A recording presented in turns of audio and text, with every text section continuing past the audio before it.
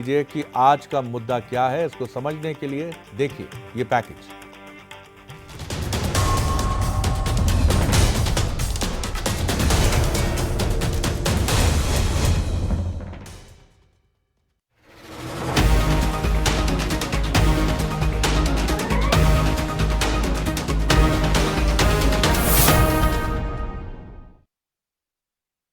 आज भी कांग्रेस पार्टी से जो हट के गए हैं, उन्होंने बंगाल में सरकार बनाई है, उन्होंने महाराष्ट्र में सरकार बनाई है, उन्होंने आंध्र में सरकार बनाई है। कहीं ऐसी नौबत ना आए कि 72 लोग यहां भी इकट्ठे हों और अगली सरकार उस कांग्रेस की बने, इस कांग्रेस की बने। इसे नाराजगी नहीं कह सकते, ये तो खुली बगावत का संकेत है। आखिर क्यों लक्ष्मण सिंह कांग्रेस के अंदर महाभारत लड़ने की तैयारी कर रहे हैं? क्यों वो बार बार पार्टी को आईना दिखाने की कोशिश कर रहे हैं?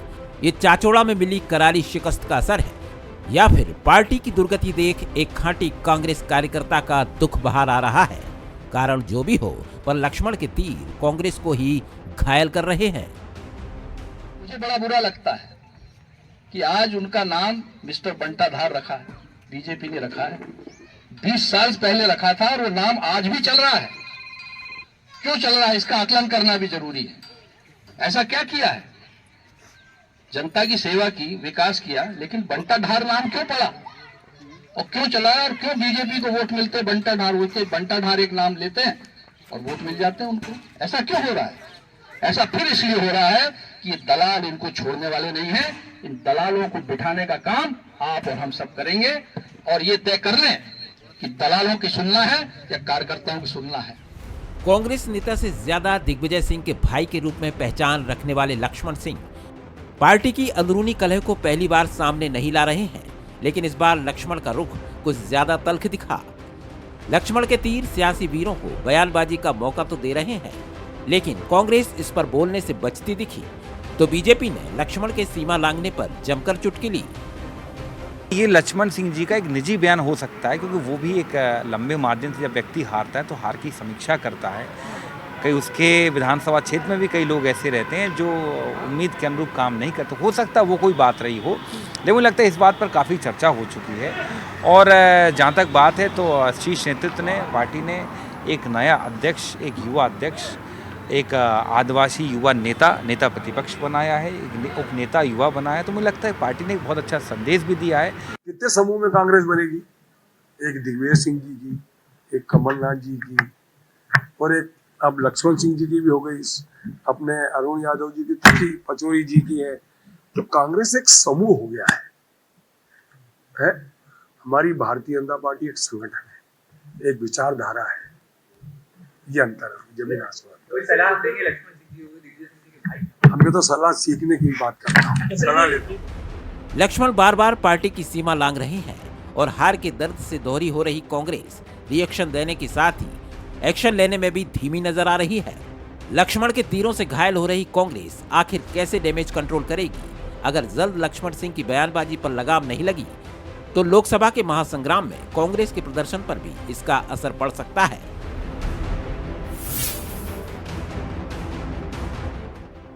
सवाल नंबर 1, आखिर कांग्रेस के लक्ष्मण ने क्यों छेड़ रखी है महाभारत? सवाल नंबर 2, लक्ष्मण जैसे नेताओं के तीरों से कांग्रेस बचाव कैसे करेगी?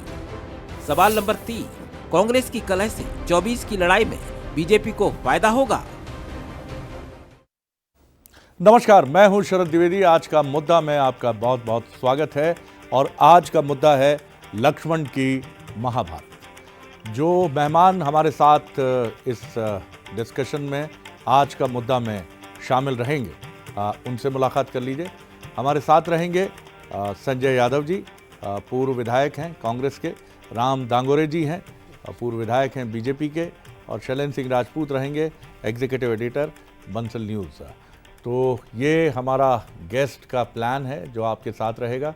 जाहिर तौर पर लक्ष्मण सिंह जब भी कुछ कहते हैं तो तीखा ही कहते हैं, और कांग्रेस के लिए ये भी कहा जाता है कि कांग्रेस बहुत ही अलग तरीके से उनके बयानों को देखती है, समझती है, सुनती है, और कई बार उसके जो अर्थ होते हैं वो अर्थ भी देखन में छोटन लगे, घाव करें गंभीर, ये बात होती है। शैलेंद्र जी, मुझे समझाइए ज़रा, क्या मायने अगर हम निकालें, बात करें अगर हम लक्ष्मण सिंह जी के इन बयानों की, तो क्या अर्थ इसका निकाला जाए? देखिए शरद जी, पहली जो प्रतिक्रिया जाती है अगर उनका बयान सुने, क्या ये बागी तेवर हैं? लेकिन ये बहुत जल्दबाजी होगी, लक्ष्मण सिंह के साथ अन्याय होगा अगर हम इस नतीजे पर पहुंच जाएं कि ये बागी तेवर हैं। अब दो तीन चीज़ें हैं इस बयान में। देखिए आप, सबसे पहले तो ये एक दुखी कार्यकर्ता, व्यथित कार्यकर्ता के उद्गार हैं जो पार्टी की स्थिति से दुखी है। दूसरा, क्या ये कांग्रेस में जो नई राजनीति शुरू हुई है नए संगठन के बाद, कि अंदरूनी खींचतान है, क्या उसकी तरफ इशारा है कि वो दलाल किसे कह रहे हैं? और तीसरा सबसे महत्वपूर्ण है शरद जी, जब लक्ष्मण सिंह ये कहते हैं कि मेरा ये वीडियो वायरल हो और राहुल गांधी तक पहुंचे, मैं चाहता हूं, तो ये क्या अंदरूनी सिस्टम या कार्यकर्ता और नेताओं के बीच ये तो बगावत का खुला ऐलान भी है। बिल्कुल बिल्कुल। तो ये तीनों चीज़ों को हमको इस कहीं ना कहीं बयान इसके बीच ही ठहरता है, ये समग्रता है, और ये तीनों ही पॉइंट कांग्रेस की आज सच्चाई है। लेकिन ये देखना होगा कि लक्ष्मण सिंह एक ऐसे कैरेक्टर है कांग्रेस में जो बीच बीच में कांग्रेस को झकझोरते हैं, और एक बार फिर उन्होंने झकझोरा है। और इन सबसे बयान से हट के जो उन्होंने अपने बड़े भाई दिग्विजय सिंह के बारे में बोला है, उसमें एक दुख भी है, एक पीड़ा भी है, और एक अंदरूनी जो सिस्टम है पूरा कांग्रेस का, उसको लेकर भी कहीं ना कहीं वो प्रकाश डालते हैं। तो ये लक्ष्मण सिंह के बयान की समीक्षा जरूर करना चाहिए खासतौर से कांग्रेस को, कि वो कहना क्या चाहते हैं, क्योंकि कांग्रेस की जो स्थिति है मध्य प्रदेश में खासतौर से, ये 3-4 पॉइंटों के बीच ही और बैठती है, और लक्ष्मण सिंह के बयान में वो सारी बातें हैं। और देखिए अब मार्च में राहुल गांधी की पदयात्रा यहाँ पर आने वाली है, उसके पहले ये माहौल बनाने की भी तैयारी हो सकती है, और कांग्रेस में काफ़ी कुछ घटेगा इस महीने में, और लक्ष्मण सिंह के इस बयान ने उसका आधार तैयार किया है। और आमतौर पर बीजेपी की एक रणनीति ये भी रहती है कि कोई भी कांग्रेस का बड़ा इवेंट हो, उसके पहले एक करारी चोट भी कांग्रेस को मिले। तो सवाल ये भी है कि क्या लक्ष्मण सिंह कांग्रेस छोड़ सकते हैं, और क्या भारतीय जनता पार्टी जिस तरह बिहार में नीतीश कुमार जी का स्वागत कर रही है, उसी तरह इनका भी स्वागत करेगी? और क्या इनके साथ कुछ और चेहरे भी होंगे जो कांग्रेस की रीति नीति को चैलेंज कर रहे हैं इस समय? कई बड़े सवाल हैं। बहरहाल संजय जी जब तक अपना कवच मजबूत करके इन सवालों के जवाब के लिए तैयारी तो उनकी होगी। मैं राम दांगोरे जी की तरफ आता हूं, जिनके लिए काफ़ी ये मुस्कुराने का विषय है। और क्यों ना हो कि जब गोला बारूद कांग्रेस से ही मध्य प्रदेश में बीजेपी को मिल जाए और उनको सिर्फ पलीता ही लगाना हो, तो ये मुझे समझाइए राम दांगोरे जी, किस तरह आप देखते हैं इसको? लक्ष्मण सिंह जी कोई आज ऐसे बयान जारी नहीं कर रहे हैं, ये पहले भी समय समय पर इनको टोकते रहे हैं और अपने स्टेटमेंट देते रहे हैं। अगर असल मायनों में कहा जाए तो धतूरे के खेत में तुलसी का एक पौधा लगा हुआ है, इनको जगाने का प्रयास कर रहा है, लेकिन ये जाग नहीं रहे हैं, और नतीजा ये हो रहा है कि कांग्रेस लगातार गर्त में गिरती हुई जा रही है। जिस प्रकार से नतीजे आए हैं अभी विधानसभा चुनाव में, ये कोई भी कह सकता है, कांग्रेस का नया कार्यकर्ता भी कह सकता है कि इनकी आपसी कलह इतनी ज़्यादा है। और मैं उमंग सिंगार जी के बयान के बारे में भी इसमें चर्चा करना चाहूँगा कि उन्होंने तो कमलनाथ जी और दिग्गी राजा को दलालों की दुकान कह दिया, उनके ऑडियो भी उनके खूब चल रहे हैं। तो कुल मिलाकर के दलालों का अड्डा बन चुकी है। और जिस प्रकार 15 महीने की सरकार में इन्होंने तबादला उद्योग चलाया था, तो उससे काफ़ी कार्यकर्ता नाराज भी रहे, और कई सारे कार्यकर्ताओं ने इस बार ग्राउंड पर काम भी नहीं किया है और सेफ जोन देख रहे हैं। जो इनके बड़े लीडर्स हैं वो सेफ जोन ढूंढ रहे कि कहाँ हम लोग जा सकते हैं, जो अच्छा काम करने वाले लोग हैं वो भी बीजेपी में आने की राह तलाश रहे हैं। जी संजय जी, आपकी तरफ आता हूँ मैं। बार बार वही मंजर, कांग्रेस के भीतर से ही विरोध के स्वर, और अब की बार तो खुद दिग्विजय सिंह जी पर प्रहार करने वाले उन्हीं के अनुज, उन्हीं के छोटे भाई और पूर्व विधायक जो हैं लक्ष्मण सिंह जी हैं। आखिर ये सिलसिला कांग्रेस का पीछा क्यों नहीं छोड़ता है?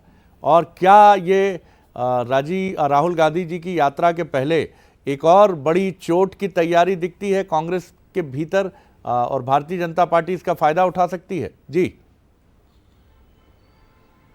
देखिए, जिंदगी की राह में पत्थर बहुत आते हैं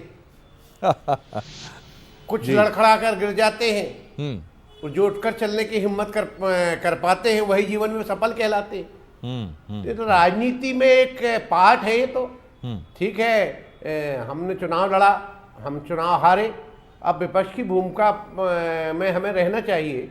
और स्वाभाविक लक्ष्मण सिंह जी सीनियर नेता हैं कांग्रेस के, भाजपा के भी नेता थे, भाजपा में भी सांसद थे, शायद भाजपा में भी चले गए थे।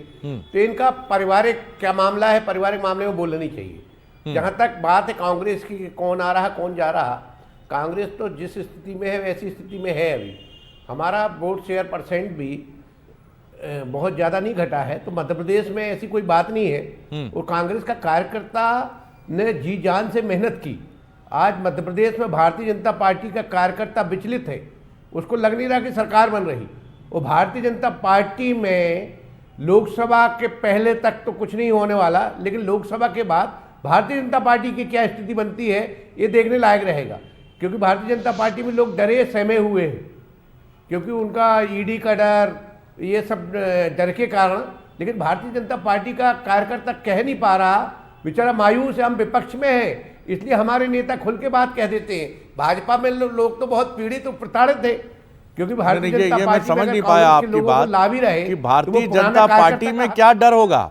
क्या भारतीय जनता पार्टी के कार्यकर्ता या नेताओं की तरफ आप इशारा कर रहे हैं कि वो ईडी और आईटी के दायरे में रहेंगे? देखिए, भारतीय जनता पार्टी का कार्यकर्ता 15-20 साल से सत्ता में है, तो स्वाभाविक रूप से मोदी जी को एक एक चीज मालूम है कि किसने कितना भ्रष्टाचार किया भाजपा के नेताओं ने। तो वो छोड़ना भी चाह रहे तो नहीं छोड़ रहा है, क्योंकि बड़े बड़े नेताओं को घर बैठा रही भारतीय जनता पार्टी। वो पुराने कार्यकर्ताओं को दूध में मक्खी की तरह भारतीय जनता पार्टी फेंक रही, वो बेचारे डर के कारण नहीं छोड़ पा रहे। लोकसभा के बाद भारतीय जनता पार्टी में इतनी गुटबाजी है, कांग्रेस में गुटबाजी नहीं है। आज भारतीय जनता पार्टी में इतने गुट हैं, शिवराज जी बेचारे अलग विचलित हो रहे, रोज नए नए बयान दे रहे हैं। उनका बच्चा भी कहता है कि हमें सरकार से लड़ना पड़ा तो लड़ेंगे। अरे 18 साल तुम क्या करते रहे कि सरकार से लड़ना पड़ेगा तो लड़ेंगे। शिवराज जी का विचलित वाला बयान, नरोत्तम जी का बयान, कैलाश जी, प्रहलाद पटेल जी, ये सब डरे सहमे हो। लेकिन अपने मर्ज पर भी निगाह रखिए, अपने मर्ज पर भी निगाह रखिए संजय जी, क्योंकि ये मर्ज जो है लाइलाज होता जा रहा है कांग्रेस के लिए। शैलेंद्र जी, मैं फिर आपकी तरफ आता हूँ। आखिर बीजेपी के लिए ये मंजर नया तो नहीं है, ये मंजर नया नहीं है, लेकिन बीजेपी को कितना फ़ायदा होगा इससे? बार बार वही प्रक्रिया, कभी चौधरी राकेश सिंह चतुर्वेदी खड़े हो जाते हैं विश्वास प्रस्ताव के समय, कभी एक और बड़ा दल बदल होता है, तमाम चीज़ें घटती हैं। क्या आपको लगता है कि लक्ष्मण सिंह जी जो पहले बीजेपी से सांसद रह चुके हैं, उनका फिर बीजेपी में जाने का रास्ता खुलेगा और इससे फ़ायदा होगा कांग्रेस को, या आपको लगता है कि फिर बीजेपी का कार्यकर्ता मायूस होगा कि साहब अब तो लगता है दल बदल की जो हुंकार लगाए उसी की कद्र है बीजेपी में? जी बिल्कुल। देखिए, अगर हम इस बात को शुरू करें तो पिछला विधानसभा चुनाव हम अगर देखें 23 का, तो बीजेपी का सबसे बड़ा हथियार जो था कांग्रेस के खिलाफ वो यही था कि ये पार्टी गुटों में बटी हुई है, ये एक नहीं है। और इसी पर पूरी बयानबाजी थी। कैंपेन के आखिरी तक ऐसा लग रहा था कि कांग्रेस मजबूत है, लेकिन बीजेपी इसी मुद्दे पर टिकी रही और इसका नुकसान कांग्रेस को हुआ। और जब समीक्षा हुई, देखिए अभी कांग्रेस की बैठकें चल रही हैं, क्या मंजर है। आप पंधाना में देखिए, कल जो बैठक हुई थी उसमें एक प्रत्याशी ने रो रो के हाल बताए। तो ये मर्ज तो बहुत बड़ा है कांग्रेस का, और निश्चित रूप से बीजेपी को इसका फायदा मिलता है स्थानीय स्तर पर भी और प्रदेश के स्तर पर भी। चाहे अपर जो ऊंची क्लास का लीडरशिप हो, चाहे ग्राउंड लेवल की लीडरशिप हो, इसमें ये तो दिखता है। और बीजेपी इसको उभारने में शरद जी माहिर है। और आप जैसा कि कह रहे हैं, ये बिल्कुल बहुत महत्वपूर्ण बिंदु है कि जब राहुल गांधी की यात्रा आने वाली है उस समय ऐसे बयान का आने का मतलब क्या है। जब 1-1.5 महीना बचा है उनकी यात्रा को, कांग्रेस एक बार फिर रिवाइव करने की कोशिश कर रही है उनकी यात्रा के जरिए। मैं नाम नहीं लूंगा, लेकिन समझने वाले समझ गए, जो ना समझे वो जाने दीजिए क्या है वो। लेकिन ऐसी चर्चा है, राजनीति में चर्चाएं बहुत होती हैं कि मध्य प्रदेश की एक महत्वपूर्ण लोकसभा सीट से भी कुछ खबर ऐसी आ सकती है कि जहाँ तो जहाँ ही रहने दीजिए, लोकसभा तक मंजर साफ होगा, हो जाएगा तो खबर है, नहीं है तो फिर यथावत है। जी शैलेंद्र जी। जी बिल्कुल, आप छिंदवाड़ा की बात कर रहे हैं, तो ये निश्चित रूप से खबरें तो हैं, और ये अब इसमें कोई छिपी बात नहीं है। जिस तरह कांग्रेस ने वहाँ पर राम मंदिर को लेकर जो गतिविधियाँ रही कांग्रेस पे, उस पर सवाल उठ रहे हैं। और एकमात्र सीट है छिंदवाड़ा जो कांग्रेस ने जीती थी लोकसभा, पिछले लोकसभा में। तो ये उसको जीतने के लिए बीजेपी बिल्कुल एक रणनीति के तहत काम कर रही है। और वहाँ भी यही बीजेपी का रास्ता यही है कांग्रेस को हराने का, कि वो उसकी गुटों को बांटती है, उसके अंदरूनी लड़ाई का फायदा उठाती है। जी मैं दांगोरे साहब आपकी तरफ आ रहा हूँ। आप पार्टी के एक बहुत समर्पित कार्यकर्ता हैं, बहुत प्यार से, परिश्रम से आपने इस पार्टी में अपना योगदान दिया है। थोड़ी चुभन तो आपको भी होती होगी कि दूसरे दल से एक व्यक्ति आता है और वो लीडिंग पोजीशंस पे आ जाता है, मंत्री भी बन जाता है, असम में तो मुख्यमंत्री भी बन जाता है, और बीजेपी का कार्यकर्ता ये महसूस करता है कि भैया ये तो बड़ा त्याग व्याग करके आ रहे हैं, इन्होंने अपनी पार्टी छोड़ी है तो हमारी पार्टी में तो इनको बड़ा आदर सम्मान मिलेगा ही। कहीं कहीं तकलीफ तो नहीं होती मन में? मैं आपको बताना चाहता हूं जी कि मुझे 29 साल की आयु में टिकट मिला जी, और मैं विधायक बना, 24,000 वोटों से जीता, और उसके बाद में मेरा टिकट कट गया। अब अगर 5 साल पीछे वापस जाकर के देखूं तो मैं एक कार्यकर्ता भरता, मेरे पास में कोई दायित्व भी नहीं था पार्टी का। मुझे पार्टी ने देखा, समझा और उठा करके सीधे विधानसभा चुनाव लड़ा दिया। और इसके बाद में अगर टिकट कटता है और फिर हम जैसे लोग अगर नाटक नोटंकी करते हैं तो ये कहाँ से नैतिक माना जाएगा कि अगर आपको पार्टी ने इतना खुश दिया और फिर आप जो है पार्टी के खिलाफ बगावत कर रहे हो, तो ये गलत है। ठीक वैसे ही अगर पार्टी को मजबूत करने के लिए अगर कहीं से कोई बड़ा नेता आ रहा है और वो अच्छा इंसान है, नैतिकता को समझता है और देशभक्ति से ओतप्रोत है, तो हम बिल्कुल उसका भारतीय जनता पार्टी में स्वागत करते हैं। और हमारे मतलब हमारे जो पार्टी के कार्यकर्ता लेकिन हैं, डांगोरे साहब, आप ही की पार्टी में 50 साल तक तो लोग मुख्यमंत्री बन गए, उसके पहले 3-3 बार विधायक बन गए, आप बड़े संतोषी हैं, एक ही बार में प्रसन्न हो गए? जी नहीं, ऐसा कुछ नहीं है। हमारी जो पार्टी है एक्चुअल में कार्यकर्ताओं का बड़ा सा अंबार है। हमारे पास में 7 मोर्चे हैं। मतलब हमारे पास में आज की स्थिति में ये कंडीशन है कि किसको क्या दायित्व दे समझ नहीं आ रहा है, और अलग से मोर्चे बढ़ाने पड़ेंगे। और हमारी पार्टी जो है कार्यकर्ता, इसका कारण क्या है? बाहर से आने वाले आपके मित्र?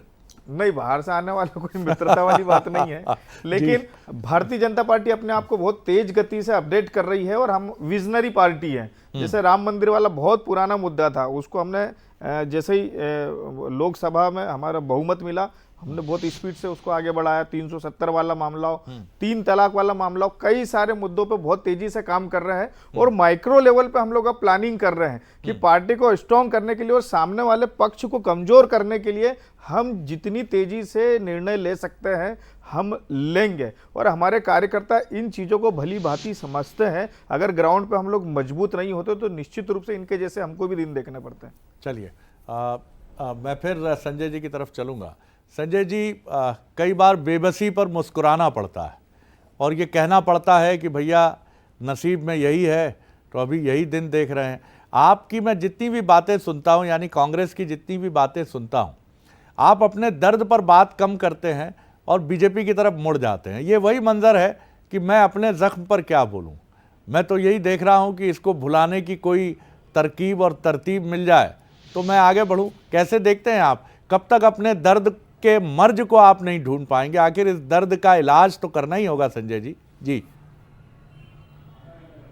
देखिए शरद जी, होता क्या है कि 20-25 साल से जो कार्यकर्ता विपक्ष में पैदा हुआ और विपक्ष की राजनीति कर रहा, उसने सत्ता पक्ष देखा ही नहीं कभी। तो वो तो बेचारा कांग्रेस के लिए लड़ता है, कांग्रेस के लिए खड़ा रहता है। जिन्होंने सत्ता पक्ष देखी है और विपक्ष बर्दाश्त नहीं हो पा रहा, उनको ज्यादा बेचैनी होती है।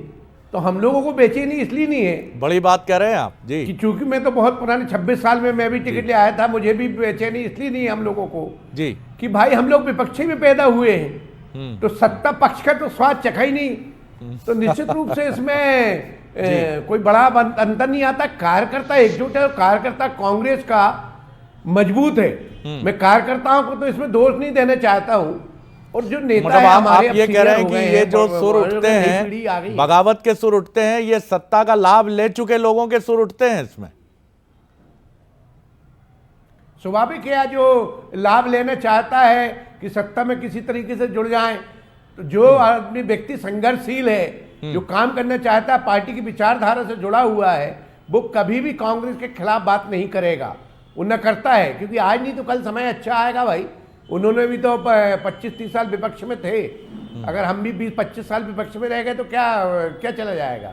हमें जनता की लड़ाई लड़ना चाहिए। जनता के मुद्दे हैं, बहुत सारे मुद्दे हैं, इसमें कोई छटपटाहट नहीं होना चाहिए। राजनीति में थोड़ा सा गंभीरता रखनी चाहिए और धैर्य रखनी चाहिए। राजनीति धैर्य की चीज है शरद जी। हाँ, ये तो बिल्कुल सही कह रहे हैं और आप ये भी अगर राजनीति में आप आए हैं तो धैर्य रखना सीखना चाहिए। आप ये भी भरोसा जता रहे हैं कि अपना टाइम आएगा, बिल्कुल आना चाहिए। शुभकामनाएं उसके लिए आपको। शैलेंद्र जी, मैं फिर आपकी तरफ आता हूँ।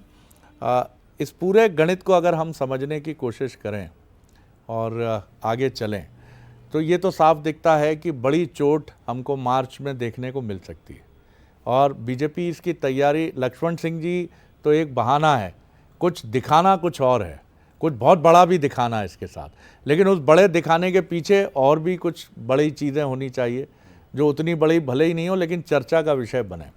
ये स्ट्रैटेजी बीजेपी इतनी दोहरा रही है कि कई बार ऐसा लगता है कि अब बार बार इसका वही इम्पैक्ट मिलेगा। बिल्कुल, देखिए ये किसी भी युद्ध में ये अगर हम रणनीति के तौर पर देखें तो एक तो आपकी तैयारी और विपक्ष को अंदर से तोड़ना या दुश्मन को अंदर से तोड़ना। तो बीजेपी ये परंपरागत जो तरीका है युद्ध का, तो बीजेपी उसको सियासत में इस्तेमाल करती है और ये बार बार होता है और उसका इम्पैक्ट शरद जी बिल्कुल हमेशा ही मिलता है, क्योंकि वो एक स्थापित तथ्य हैं जो कि अगर दुश्मन तभी कमज़ोर होगा जब वो अंदर से कमज़ोर होगा और हमारी तैयारी कितनी है इस पर भी डिपेंड करता है। लेकिन शरद जी, मैं इस पूरे प्रकरण को अगर मैं देखता हूँ तो अंतर एक ही नज़र आता है, लीडरशिप का। लीडरशिप अनुशासन कायम करती है और अनुशासन से व्यवस्था बनती है। आप कल्पना नहीं कर सकते कि बीजेपी का कोई नेता कि ऐसी नुक्कड़ सभा में, जिस नुक्कड़ सभा में लक्ष्मण सिंह बोल रहे थे, इस तरह की बात करेगा।